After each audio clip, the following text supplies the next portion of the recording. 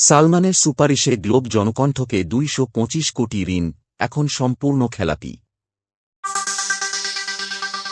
Israeli বাহিনীর অভিযান রামাল্লায় Al Jazeera টিভির কার্যালয়ে সম্প্রচার বন্ধের আদেশ।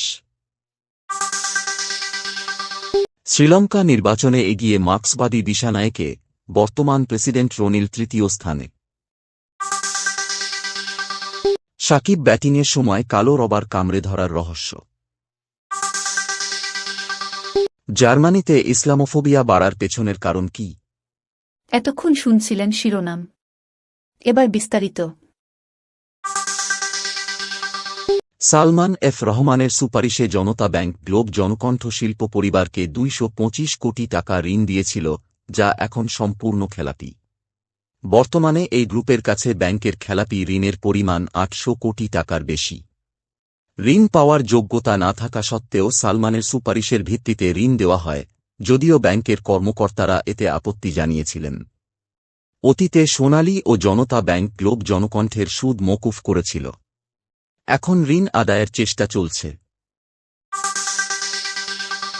পশ্চিম তীরের রামাল্লায় আল জাজিরা টিভির কার্যালয়ে অভিযান চালিয়ে ইসরায়েলি সেনাবাহিনী ৪৫ দিনের জন্য কার্যালয়টি বন্ধের নির্দেশ দিয়েছে।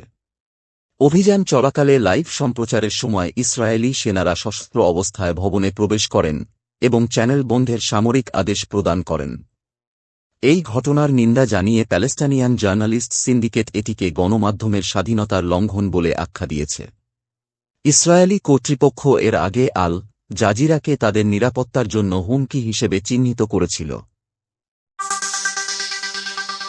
শ্রীলঙ্কার প্রেসিডেন্ট নির্বাচনে প্রাথমিক ভোট গণনায় এগিয়ে রয়েছেন মার্ক্সবাদী নেতা অনুরা কুমারা দিশানায়কে।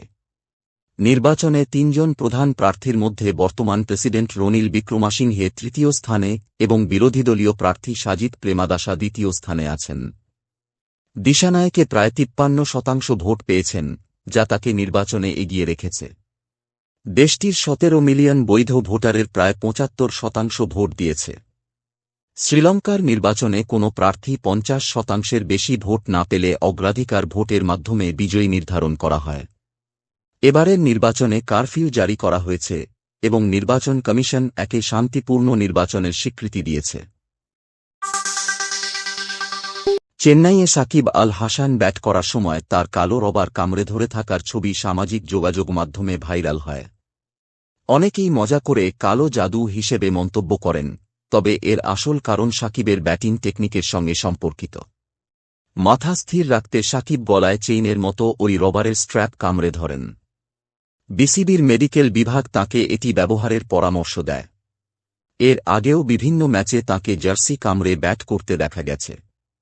সাকিবের চোখের সমস্যা আছে, যা মানসিক চাপের সময় তার দৃষ্টি ঝাপসা করে দেয়, তবে ব্যাটিংয়ে তাঁর ফর্ম নিয়ে এখনও চ্যালেঞ্জ রয়ে গেছে। জার্মানি ১৬ সেপ্টেম্বর থেকে সীমান্তে সাময়িকভাবে নিরাপত্তা বাড়ানোর পদক্ষেপ নেয়, যা প্রতিবেশী ইউরোপীয় ইউনিয়নের দেশগুলোতে অসন্তোষ সৃষ্টি করে।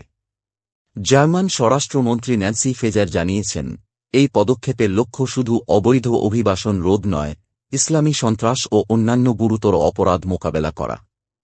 এই সিদ্ধান্ত আসে একটি মারাত্মক ছুরি হামলার পর, যেখানে এক সিরীয় শরণার্থী আইএসআইএসের সঙ্গে যুক্ত থাকার অভিযোগে ৩ জনকে হত্যা করে। জার্মান রাজনৈতিক প্রেক্ষাপটে ইসলামোফোবিয়ার উপস্থিতি বাড়ছে, যা ডানপন্থী দল এফডির উত্থানের সঙ্গে যুক্ত। ইসলামোফোবিয়া শুধু রাজনৈতিক নয়, বিভিন্ন প্রতিষ্ঠানের নীতিমালার মাধ্যমেও ছড়িয়ে পড়ছে। মুসলিমদের নিরাপত্তা ঝুঁকি হিসেবে দেখানো হচ্ছে এবং বৈধ ইসলামবাদ ধারণার মাধ্যমে মুসলমানদের কার্যক্রম সন্দেহের চোখে দেখা হচ্ছে।